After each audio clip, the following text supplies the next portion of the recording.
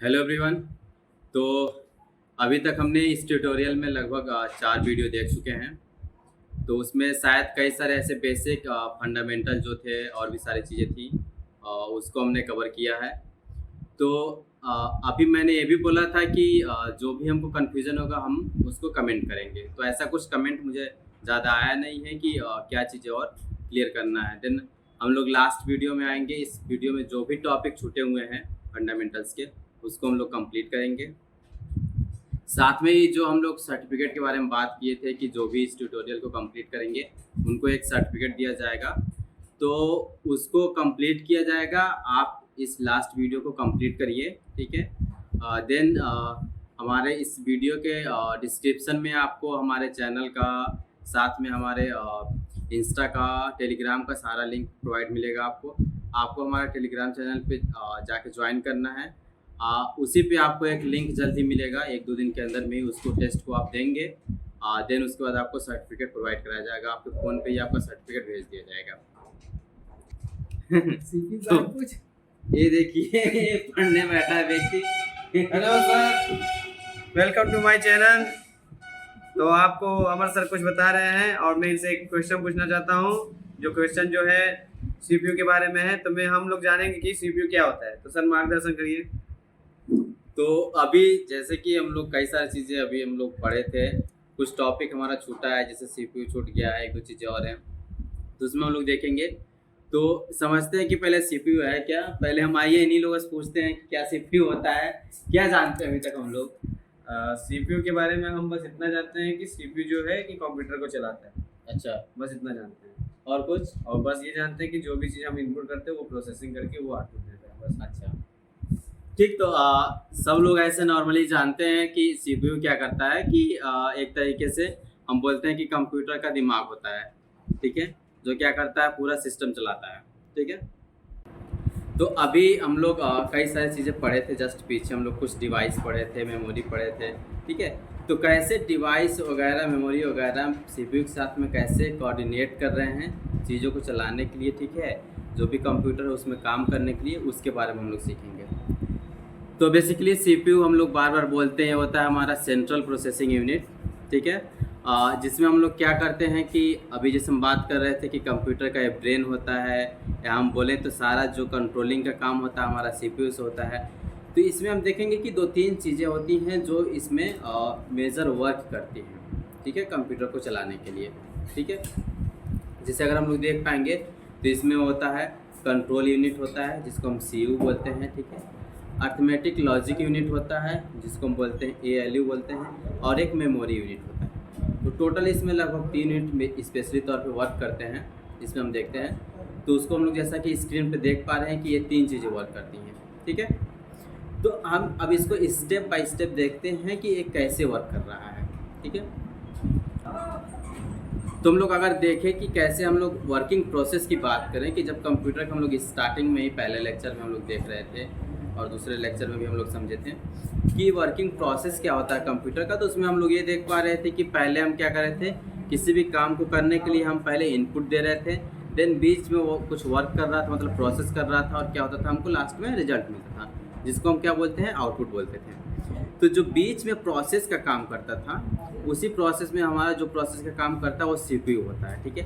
अब सीपीयू में क्या क्या काम करता है उसको हम स्टेप बाय स्टेप देखते हैं कि कैसे हमारा वहाँ पे सीपीयू में जो सीयू होता है, जो एएलयू होता है, जो मेमोरी यूनिट होता है, कैसे वर्क कर रहा है। तो जैसा कि हम लोग स्क्रीन पर देख सकते हैं, सीपीयू में हमारा प्रोसेसर लगा होता है, ठीक है। उसमें 2 चीज़ें स्पेशली तौर पे काम करता है, कंट्रोल यूनिट और अर्थमेटिक लॉजिक यूनिट, ठीक है। तो होता क्या है यहाँ पर कि जो सीयू होता है, ठीक है, जैसे मान लीजिए कि हम कोई रिक्वेस्ट कर रहे हैं, ठीक है, कि अगर हमको कोई काम करना, हम रिक्वेस्ट कर रहे हैं, सिंपल सा ये मान लें कि हमको क्या करना है, एक अपना रिज्यूम चाहे कोई चीज़ प्रिंट आउट निकालना है, ठीक है। तो हम क्या करते हैं कि जाते हैं उस पेज पर, ठीक है, प्रिंट के लिए रिक्वेस्ट करते हैं, ठीक है। अब हम जाते हैं, राइट क्लिक किए, चाहे जैसे भी, हम प्रिंट पे फिर क्लिक कर देते हैं। तो जब प्रिंट पे क्लिक कर देते हैं कि हमको प्रिंट करना है, तो जो हम क्लिक किए वो हमारा कहलाया इनपुट, ठीक है। क्लिक के लिए हमारा माउस, चाहे हम कीबोर्ड वगैरह यूज कर रहे हैं, तो हमारा इनपुट डिवाइस कहलाया, ठीक है। फिर क्या करता है, उस रिक्वेस्ट को एक्सेप्ट करता है सिस्टम, ठीक है, और जाकर प्रोसेस करता है कि उसको क्या बोला गया है करने के लिए, ठीक है।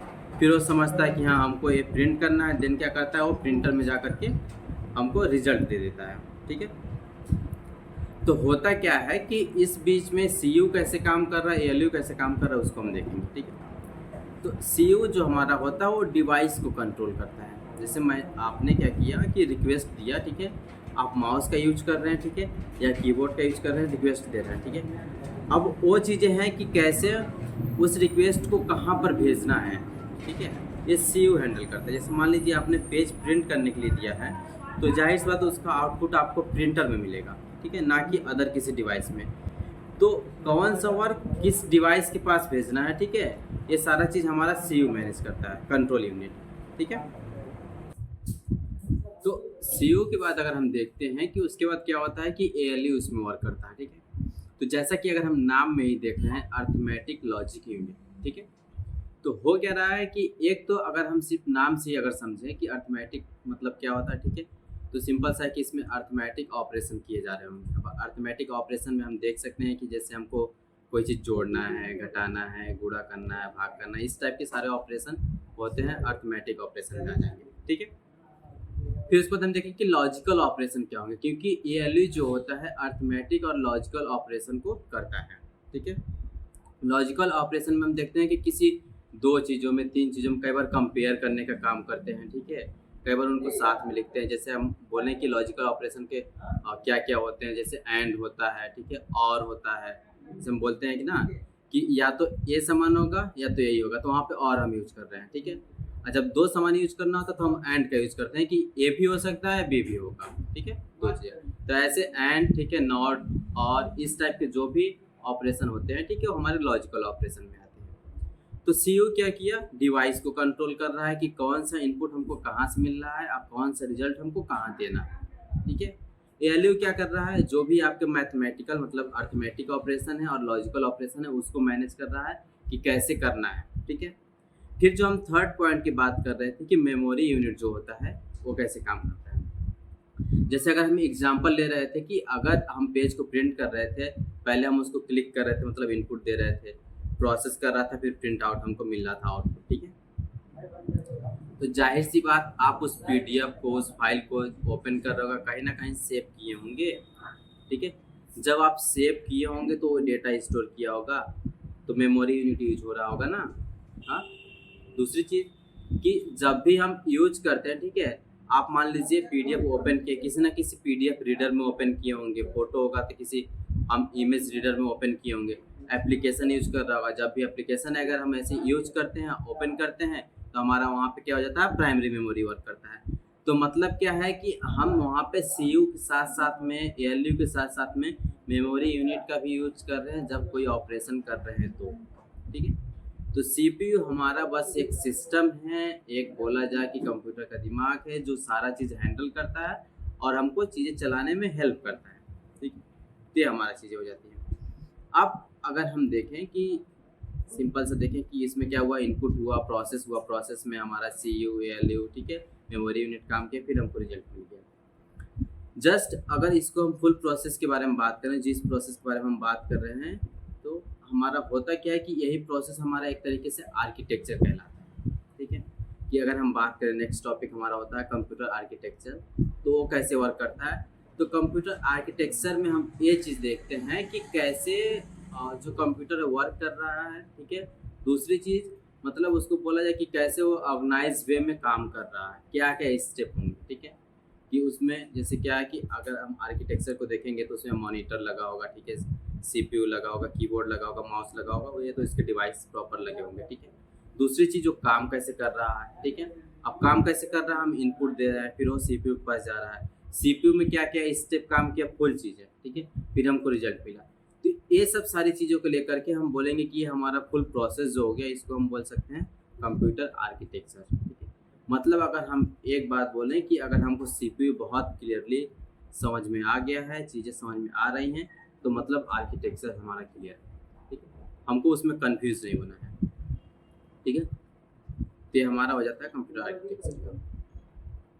तो ये हमारा सीपीयू का एक बेसिक इंट्रोडक्शन था और साथ में हमारा कंप्यूटर आर्किटेक्चर का था। ठीक है, तो इसके बाद हमारा नेक्स्ट टॉपिक जो आता है उसमें हम देखते हैं कि जैसे अभी शायद हम लोग देखेंगे कि जो पिछला लेक्चर था, जो पिछला वीडियो था, उसमें हम लोग देख रहे थे कि जो भी वीडियो था उसमें हम कंप्यूटर के टाइप्स को कंप्लीट कर चुके थे, ठीक है, कि क्या उसके बेसिक टाइप होते हैं, कैसे क्या क्या चीज़ें होती हैं। बट इस वीडियो में हम लोग इस चीज़ का ध्यान देंगे कि इसके कुछ क्लासिफिकेशन होते हैं जिसमें हम टाइप्स को भी कंसिडर करेंगे, ठीक है। वो 3 टाइप्स हैं, बट कुछ चीज़ें और उसको अलग अलग कैटेगरीज वाइज डिवाइड की गई हैं, ठीक है। उसको हम लोग यहाँ थोड़ा सा समझेंगे। अब बहुत कंफ्यूज नहीं होंगे कि टाइप्स हम वो चीज़ अलग पढ़े थे, ये हमारा अलग है, ठीक है, ऐसा कुछ नहीं होता है, ठीक है। तो हम देखेंगे कि जो हमारा क्लासिफिकेशन होता है टोटल हम 3 वे में करते हैं, ठीक है। एक होता है कि साइज वाइज हम क्लासिफिकेशन करते हैं, एक डेटा या यूज वाइज करते हैं, और एक पर्पज वाइज करते हैं, ठीक है। जबकि घूम फिर के हम फिर जो हम अभी बात किए थे, ठीक है, जो कंप्यूटर के टाइप्स 3 हम बात किए थे, डिजिटल, एनालॉग, ठीक है, हाइब्रिड, घूम फिर के हम सारा वहीं पे जाते हैं, ठीक है। बट क्या चीज़ें हैं कि इसको हम अलग अलग कैटेगरी वाइज यहाँ पे क्लासिफिकेशन कर रहे हैं, ठीक है। जैसे अगर हम देखेंगे कि साइज वाइज में क्या क्या होता है, तो वहाँ पे हमारा सबसे होता है कि एक माइक्रो कंप्यूटर है, ठीक है, मिनी कंप्यूटर है, मेन फ्रेम कंप्यूटर है, सुपर कंप्यूटर है, ठीक है। स्टेप बाय स्टेप सारी चीज़ हम लोग बहुत शॉर्ट में और अच्छे से समझेंगे उसको, ठीक है। फिर नेक्स्ट हम देखेंगे कि डेटा और यूज वाइज, तो जो हम टाइप्स मेन पढ़े थे कंप्यूटर का कि क्या क्या होता है, जैसे डिजिटल, एनालॉग, ठीक है, हाइब्रिड, तो ये हमारा यूज के अकॉर्डिंग होता है कि जो हमारा कंप्यूटर होता है कि कैसे हम यूज कर रहे हैं। जैसे हमको जरूरत वैसा हम कंप्यूटर खरीद रहे हैं और यूज कर रहे हैं, ठीक है। कोई ऑर्गेनाइजेशन है जाहिर सी बात, तो वहाँ का अलग सेटअप होगा, अलग अलग काम के लिए अलग अलग कंप्यूटर लगेंगे, ठीक है। तो वहाँ पे अलग कंप्यूटर लग सकता है, हो सकता है कि वहाँ पे डिजिटल, एनालॉग सारा चीज़ लग रहा है, हाइब्रिड भी लग रहा हो। तो इसमें हम देखेंगे कि तीनों चीज़ आएंगी, ठीक है। नेक्स्ट जो हमारा है, ठीक है, पर्पस वाइज जो होता है कि हम 2 चीज़ों पे स्पेशली तौर पे देखते हैं कि एक स्पेशल पर्पज और एक जनरल पर्पज। जनरल पर्पज में जो वही हम नॉर्मल यूज के लिए अपना कंप्यूटर वगैरह चलाते हैं, ठीक है। बट स्पेशल पर्पज में हम पार्टिकुलर किसी एक चीज़ के लिए, चाहे एक काम के लिए हम कंप्यूटर को या तो डिज़ाइन करवाते हैं, चाहे बना बनाया है उसको स्पेशली उसी काम के लिए यूज करते हैं, ठीक है। तो हम इसको बस क्लासिफिकेशन किए, ये नहीं बोलेंगे कि ये टाइप्स पूरा है, ठीक है। कि इसको अलग अलग एक साइज वाइज, ठीक है, एक डेटा या यूज वाइज और एक पर्पज वाइज, ठीक है। बस अलग अलग चीज़ों में बस करके हम समझेंगे, ठीक है। ऐसा नहीं कि हम इसको टाइप अलग अलग क्रिएट करते, टाइप ऑलरेडी हम पढ़ चुके हैं, ठीक है, इस चीज़ का ध्यान देंगे। तो हम अगर नेक्स्ट आए कि साइज वाइज में देखें कि क्या क्या चीज़ें होती हैं, तो उसमें हम देखेंगे कि जो 4 बात कर रहे थे, माइक्रो, मिनी, मेन फ्रेम और सुपर कंप्यूटर, ठीक है। तो हम देखेंगे कि अभी माइक्रो कंप्यूटर क्या होता है। तो नॉर्मली अगर हम देखें कि जो रेगुलर हम यूज़ करते हैं, जैसे स्मार्ट वॉच हो गया, ठीक है, हम अपना पर्सनल कंप्यूटर यूज़ कर रहे हैं, ठीक है, इस टाइप की जो भी चीज़ें हैं, ठीक है। तो जो हम नॉर्मल कंप्यूटर हम रेगुलर यूज कर रहे हैं, चाहे हमारे घर में है, ये जो भी चीज़ें हैं सारे हमारे आ जाएंगे माइक्रो में, मतलब माइक्रो कंप्यूटर में आ जाएंगे, ठीक है, कि जो भी इसको हम यूज कर रहे हैं। साथ में अगर हम देखें कि इसके कुछ एग्जांपल देखें, तो जैसे मान लीजिए कि हमारा वही जो हम बात कर रहे थे, स्मार्ट वॉच हो गया, कैलकुलेटर हो गया, मोबाइल फ़ोन हो गया, ठीक है, नोटबुक हो गया, कोई लैपटॉप हो गया, ये सब सारी चीज़ें हमारा इसमें आ जाएगा। सिंपल से इसमें बोलेंगे कि हम पर्सनल कंप्यूटर कंसीडर करते हैं, ठीक है। नेक्स्ट हम देखेंगे कि जो हमारा होता है, ठीक है, मिनी कंप्यूटर होता है। तो मिनी कंप्यूटर में क्या होता है, ये क्या होता है, थोड़ा सा एक्सपेंसिव हो जाता है और एडवांस हो जाता है जो हमारा पर्सनल कंप्यूटर है, ठीक है। तो जैसे क्या होता है कि ये स्पेशली किसी एक एक पर्पज़ वाइज बनाया गया रहता है कि ये क्या है कि जैसे मान लीजिए कि हम कॉलेज वगैरह में रहते हैं, तो वहाँ पे कई सारी चीज़ों के लिए पार्टिकुलर एक अलग अलग कंप्यूटर होते हैं कि स्पेशली अगर आपको कोई रिसर्च करना है तो उसके लिए अलग है, ठीक है। तो अलग अलग चीज़ों के लिए हम कंप्यूटर, जैसे सिंपल सा अगर हम एक एग्जांपल लें, ठीक है, कि अगर हम मैप देखते हैं, सब लोग गूगल पे सर्च करते हैं, ठीक है। तो जो मैप का सिस्टम का सेटअप किया गया है, ठीक है, कि मैप हम देख रहे हैं, खोज ले रहे हैं कोई लोकेशन, ठीक है, मैपिंग का जो बोलते हैं, जैसे इसको बोलते हैं कि जियोग्राफी पूरा कैसे उस पर दिखा रहा है, ठीक। तो वो देखते हैं कि वो हमारा सिंपल से इसमें हम देख सकते हैं कि वो GIS होता है, ठीक है, जियोग्राफी इंफॉर्मेशन सिस्टम पूरा उसका होता है, कंप्यूटर होता है। उसकी बेस पे सारी चीज़ें हम बहुत ईजिली देख सकते हैं कहाँ पर क्या चीज़ें हैं, क्या चीज़ नहीं है। तो उसको हैंडल करने के लिए ऐसा नहीं कि हम अपना पर्सनल कंप्यूटर लगा करके उसको हैंडल कर रहे हैं, ठीक है। इसके लिए स्पेशल जो कंप्यूटर बना है, ठीक है, वो हमारा मिनी कंप्यूटर में आता है और वो इस पर्पज़ के लिए यूज होता है। तो ऐसे कई सारे एग्जांपल हम मेडिकल फील्ड में भी देखते हैं, एजुकेशन फील्ड में भी देखते हैं। ऐसे कई सारे जो पार्टिकुलर किसी एक ही काम के लिए हैं और वो काम करते हैं, जो हमारे पर्सनल कंप्यूटर से अलग होते हैं और उससे एक्सपेंसिव भी होते हैं और एडवांस भी होते हैं, ठीक है। फिर अगर इसके बाद अगर हम देखें, तो इसके बाद हमारा आ जाता है मेन फ्रेम कंप्यूटर, ठीक है। तो मेन फ्रेम में स्पेशली तौर पे हम बोलते हैं कि बहुत सारे रैम प्रोसेसर को मिला करके इसमें बनाया जाता है, जो कई सारे बड़े बड़े डेटा को डेटाबेस को मैनेज करने में ये हेल्प करता है। ठीक है, जैसे नॉर्मली अगर हम देखें कि डेटा को स्टोर करते हैं, हमारा जीबी होता है, एमबी होता है, मैक्सिमम हम क्या करते हैं टीबी तक जाते हैं, उससे ज़्यादा हम जल्दी नहीं जाते हैं। लेकिन ये हमारा क्या होता है, टीबी के बाद पीबी वगैरह जो बड़े बड़े लेवल पे डेटा है, बहुत ज़्यादा डेटा मैनेज किया जा रहा है। ठीक है, वो सब सारी चीज़ें मेन फ्रेम के अंदर में की जाती है। ठीक है, जैसे कोई ऑर्गेनाइजेशन है, कोई कंपनी है, ठीक है, गवर्नमेंट की कोई ऑर्गेनाइजेशन है, ठीक है, तो या मान लीजिए रेलवे स्टेशन वगैरह पे कई बार ये होता है कि मेन फ्रेम वगैरह लगा होता है। ठीक है, तो स्पेशली किसी पार्टिकुलर पर्पस के लिए और बहुत ज़्यादा जहाँ पे डेटा मैनेज करना होता है, तो वहाँ पे नॉर्मल कंप्यूटर नहीं वर्क आते हैं, तो आप पूरा सेटअप उसका अलग करना होता है। जो हमारा मेन फ्रेम कंप्यूटर होता है वो पूरा साइज़ लेता है, ज़्यादा उसका साइज़ भी रहता है, पूरा रूम का सेटअप लेना पड़ता है। हमको आजकल नॉर्मल कंप्यूटर यूज़ करना है तो हम प्रॉपर एक टेबल लिए उसी पे यूज़ कर ले रहे हैं, लेकिन उसके लिए बहुत जगह भी चाहिए होता है। ठीक है, तो ये चीज़ हमारी हो जाती है। दूसरी चीज़ कि इसमें हम देखते हैं कि एक लास्ट होता है सुपर कंप्यूटर। ठीक है, तो सुपर कंप्यूटर क्या होता है, सबसे पावरफुल होता है इन सब में। ठीक है, ये बहुत हाई लेवल का होता है। इसमें अगर हम लोग देखें तो ये क्या होता है, पार्टिकुलर किसी एक एक चीज़ों के लिए, जैसे हम बोले कि कोई रिसर्च चल रहा है, ठीक है, वेदर का इन्फॉर्मेशन चाहिए, ठीक है, हम कई सारे काम कर रहे हैं, चाहे सेटेलाइट वगैरह में जो भी, चाहे हम बोलते हैं कि स्पेस में जो भी रिसर्च होते हैं, तो इन सब में जो बड़े बड़े कंप्यूटर वर्क करते हैं, तो ये हमारे बेसिक जो मिनी कंप्यूटर हैं, चाहे माइक्रो कंप्यूटर, ये नहीं यूज होते हैं, तो उसके लिए प्रॉपर सुपर कंप्यूटर लगाए गए हैं। ठीक है, तो सुपर कंप्यूटर हमारा वहाँ पे हेल्प करता है कि कैसे सब सारी चीज़ों को मैनेज किया जाए। ठीक है, क्योंकि वहाँ पे अलग पूरा सिस्टम ही होता है, पूरा मेन फ्रेम से भी इसकी साइज़ बड़ी हो जाती है और पावर भी बड़ा हो जाता है। ठीक है, तो सुपर कंप्यूटर का भी ज़्यादा पावर हो जाता है।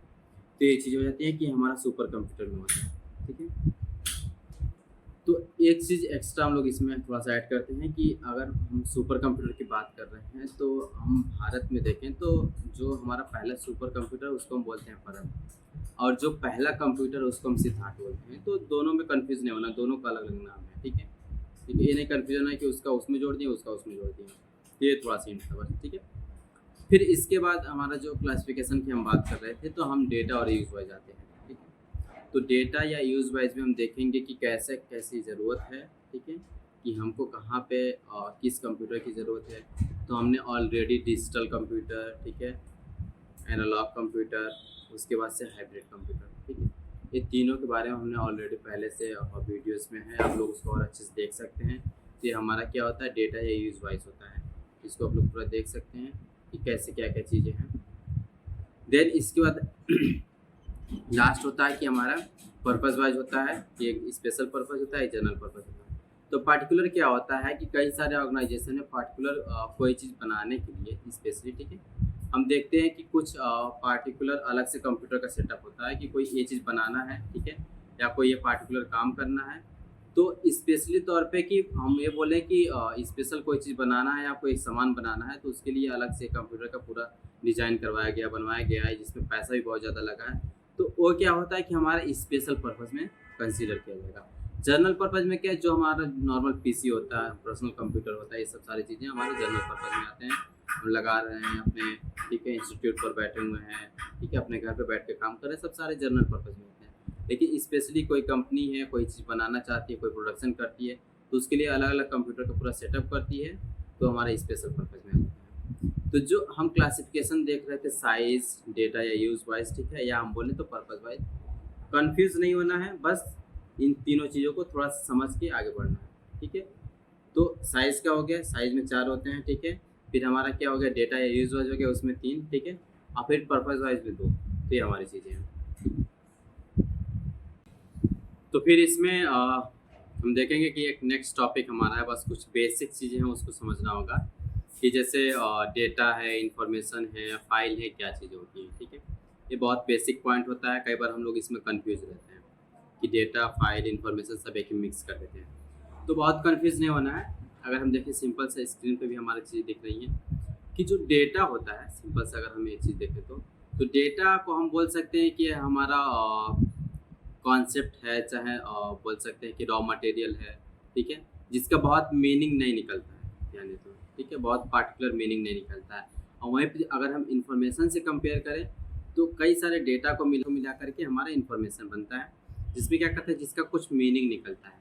ठीक है, कि अगर हम यहाँ पे एग्जांपल में भी देख रहे हैं कि देखेंगे कि हमारा डेटा, अगर हम कोई एक अल्फ़ाबेट भी लिख रहे हैं तो भी हमारा डेटा कहलाया, किसी जगह का नाम लिख रहे हैं वो भी हमारा एक डेटा कहलाएगा। ठीक है, लेकिन अगर वही हम बोले इन्फॉर्मेशन में, ठीक है, कि गोरखपुर में, ठीक है, 5 लाख लोग रहते हैं, ठीक है, सिंपल सा, तो ये पूरा क्या हो गया, एक इन्फॉर्मेशन कहलाया ना, कि गोरखपुर में 5 लाख लोग रहते हैं। ठीक है, जबकि उसमें से एक एक चीज़ आपका डेटा होता है। ठीक है, गोरखपुर एक आपका डेटा हो सकता है, ठीक है, 5 वहाँ पे एक आपका डेटा हो सकता है। तो डेटा क्या पार्टिकुलर एक कॉन्सेप्ट है, ठीक है, एक फैक्ट है, और इन्फॉर्मेशन क्या है कि इसको कलेक्ट करके एक मीनिंग निकाल रहा है, मतलब मीनिंगफुल जो हमारा एक निकल रहा है उसको हम बोलते हैं इन्फॉर्मेशन। ठीक है, फिर इसके बाद हम लोग देखेंगे कि फाइल क्या होता है। तो हमने डेटा समझ लिया कि एक हमारा कोई भी कंटेंट हो सकता है, सब सारी चीज़ें हैं। इन्फॉर्मेशन में जिसका कुछ मीनिंग निकलता हो। फाइल में क्या होता है कि हम देखते हैं कि जो हमारा इन्फॉर्मेशन है, जो हमारा डेटा है, किस फॉर्म में है। ठीक है, कि अगर हम देखें कि डेटा जो हमारा है, ठीक है, किस फॉर्म में हो सकता है कि टेक्स्ट के फॉर्म में हो, कोई चीज़ लिखा हुआ है, ठीक है, हो सकता है किसी फोटो के फॉर्म में हो, फोटो भी हमारा एक डेटा हो सकता है। ठीक है, तो होता क्या है कि जो हमारा फाइल है वो हमारा फॉर्मेट हमको बताता है एक तरीके से कि किस फॉर्म में हमारा डेटा या इन्फॉर्मेशन है। कोई चीज़ लिखा गया है तो बोल सकते हैं कि वो टेक्स्ट फॉर्म में है, तब टेक्स्ट का फाइल हो सकता है। ठीक है, फोटोज़ वगैरह है तो हम बोल सकते हैं इमेज है, फोटोज़ का एक फाइल है। ठीक है, जिसमें उसमें कुछ भी चीज़ें हो। ठीक है, वीडियोज़ है तो वीडियोज़ एक हमारा फाइल हो, जिसमें हमारा फोटोज़ भी ऐड होगा, कुछ टेक्स्ट भी हो सकता है, कुछ वॉइस भी हो सकता है। तो मतलब पार्टिकुलर कई सारे हम बोले तो डेटा या इन्फॉर्मेशन को कलेक्ट करके हम एक क्या करते हैं, फाइल बनाते हैं। ठीक है, उसमें हमारा रहता है। तो हमारा डेटा में कोई एक टेक्स्ट हो सकता है, अल्फ़ाबेट हो सकता है, कोई सिटी हो सकता है, कोई फोटो हो सकता है, इसमें भी आएगा। ठीक है, इन्फॉर्मेशन में जिसका मीनिंग निकलता हो। फाइल में मीनिंग के साथ साथ में क्या है कि वहाँ पे किस फॉर्म में हमारा डेटा है। ठीक है, उस चीज़ को हम देखते हैं कि टेक्स्ट के फॉर्म में हमारा फाइल है, इमेज के फॉर्म में हमारा फाइल है, वीडियो के फॉर्म में फाइल है, ऑडियो के फॉर्म में फाइल है। ठीक है, इस चीज़ को हम देखते हैं और जिसका पार्टिकुलर मीनिंग भी निकलता है। ठीक है, तो तीनों में हम बहुत कन्फ्यूज नहीं होंगे, ये चीज़ें होती हैं। इसके साथ साथ में हम लोग देखेंगे कि जो हमारा एक होता है कि फाइल एक्सटेंशन बार बार हमारे सिलेबस में, चाहे बेसिक कंप्यूटर में या हम CCC वगैरह के एग्ज़ाम देते हैं तो बहुत बार पूछता है। हम उसमें कई बार कंफ्यूज रहते हैं कि एक्सटेंशन क्या होता है, क्या क्या किस फाइल का क्या एक्सटेंशन होता है। तो बहुत सिंपल वे में मैं कुछ यहाँ पे एग्जांपल भी दूंगा। ठीक है, कुछ हम डिस्क्रिप्शन में उसका लिंक भी दे देंगे। ठीक है, क्योंकि सारा हम एक्सटेंशन यहाँ पे लिख नहीं सकते हैं, बाकी आप लोग खुद से जब मेन कॉन्सेप्ट समझ में आ जाएगा तो आप देख सकते हैं। ठीक है, तो अगर हम बोल रहे हैं कि फाइल एक्सटेंशन क्या है, तो इसमें हम देखते हैं कि इसको सिंपल सा हम ये बोल सकते हैं कि एक आइडेंटिफायर होता है जो हमको फाइल को पहचानने में हेल्प करता है कि कौन सा फाइल किसमें का है। ठीक है, अब जैसे कोई फाइल है, ठीक है, और रखा गया है, वो फोटो के फॉर्म में है, ठीक है, वीडियो के फॉर्म में है, ऑडियो के फॉर्म में है, तो वो क्या करता है, उसकी हम पहचान कैसे करते हैं, उसके एक्सटेंशन से करते हैं। वो वीडियो है, ठीक है, सॉरी, वो हमारा क्या है, ऑडियो है, वीडियो है, ठीक है, टेक्स्ट के फॉर्म में है, ठीक है, हमारा जिसमें भी हो, वो हम देखते हैं कि हमारा एक्सटेंशन क्या कर रहा है, बस आइडेंटिफाई कर रहा है कि हमारा किस फॉर्म में हमारा डेटा है। ठीक है, ये चीज़ कर रहा है। तो उसको लिखने का होता है कि जब भी हम कोई फाइल बनाते हैं उसका नाम देते हैं। ठीक है, फिर पीरियड यूज होता है, मतलब डॉट। ठीक है, फिर उस एक्सटेंशन को हम लिखते हैं। ठीक है, जिससे अगर हम देखें कि जो भी हमारा फोटोज़ वगैरह होता है, फोटोज़ है, ठीक है, इमेज है, जैसे हम कैमरा से खींचते हैं, तो स्पेशली तौर पे हम देखते हैं कि JPG या JPEG या PNG, 3 फॉर्म में हम देखते हैं अपने फ़ोटोज़ को। ठीक है, लगभग और भी होते हैं, लेकिन ये 3 फॉर्म में हम देखते हैं कि अगर हम बोलें कि इमेज चाहे फ़ोटोज़ का एक्सटेंशन क्या होता है, तो ये 3 चीज़ होती हैं, JPG, JPEG, ठीक है, और PNG। ठीक है, और भी चीज़ें हैं लेकिन ये स्पेशल 3 हमारा यूज होता है। ठीक है, इसी तरीके से हम देखेंगे कि कई सारी चीज़ों का अलग अलग ऐसे होता है। ठीक है, PDF है तो PDF का होता है हमारा .pdf होता है। अगर हम MS वर्ड पर वर्क करते हैं तो उसका होता है .doc होता है, और एक उसका लेटेस्ट आया है .docx आया है। ठीक है, तो ऐसे अलग अलग चीज़ों का होता है। हम नोटपैड पे काम करते हैं, उसको बोलते हैं .txt। ठीक है, तो कुछ एग्जाम्पल आपके सामने है, एक्सेल का क्या होता है, ठीक है, फोटो का क्या होता है, वीडियो का क्या होता है। ठीक है, तो वीडियो में हम देखेंगे कि हम नॉर्मली देखते हैं कि 3GP होता है, वो भी इसका एक एक्सटेंशन है, MP4 होता है, वो भी इसका एक एक्सटेंशन है, ठीक है। तो ऐसे अलग अलग, मतलब हम बोलें कि एक फाइल के कई सारे एक्सटेंशन हो सकते हैं, ठीक है, लेकिन पर्टिकुलर जो फाइल है उसका एक ही एक्सटेंशन रहेगा, लेकिन उसको कई एक्सटेंशन में हम रख सकते हैं, ठीक है। जैसे फोटोज़ है उसको हम PNG में भी रख सकते हैं, JPG में भी रख सकते हैं, ठीक है। ऑडियो है, ऑडियो का MP3 होता है, और भी कई सारी चीज़ें होती हैं, ठीक है। तो एक्सटेंशन में हम सिंपल सा इसी फाइल की पहचान करते हैं। कभी भी जैसे मान लीजिए आपके डेस्कटॉप पे, आप फ़ोन पे हैं, ठीक है, आपको ये पता नहीं है कि जो सामने फाइल रखा गया है किस फॉर्म में है, आप उस पर राइट क्लिक करिए, ठीक है, या उसके इन्फॉर्मेशन में चाहिए, चाहे अगर हम राइट क्लिक करेंगे तो प्रॉपर्टीज़ पर जाएंगे, ठीक है। और जब प्रॉपर्टीज़ पर जाएंगे तो वहाँ पे हमको दिख जाएगा फाइल नेम रहेगा डॉट किस एक्सटेंशन का है, ठीक है, वहाँ पे लिखा रहेगा कि .jpg है, .mp4 है, कि क्या चीज़ है। तो हम वहाँ पे ये देख पाएंगे सिंपल सा कि ये हमारा फाइल किस कैटेगरी का है। तो एक्सटेंशन को हम एक लाइन में बोले तो एक आइडेंटिफायर होता है जो हमको क्या करता है, हेल्प करता है कि इसको हम पहचान पाए कि कौन सा फाइल है, ठीक है, किस कैटेगरी का फाइल है, इस चीज़ को हम देखते हैं। तो ये हमारा हो जाता है एक्सटेंशन।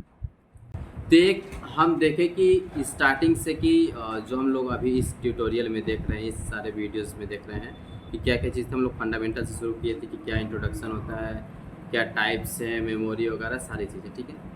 तो लगभग ये ट्यूटोरियल हमारा कंप्लीट हो चुका है, ठीक है। इसका एक टेस्ट भी होगा, जो मैं सर्टिफिकेट की बात किया था वो आपको दिया भी जाएगा, जो भी उस टेस्ट को क्वालिफाई करेगा।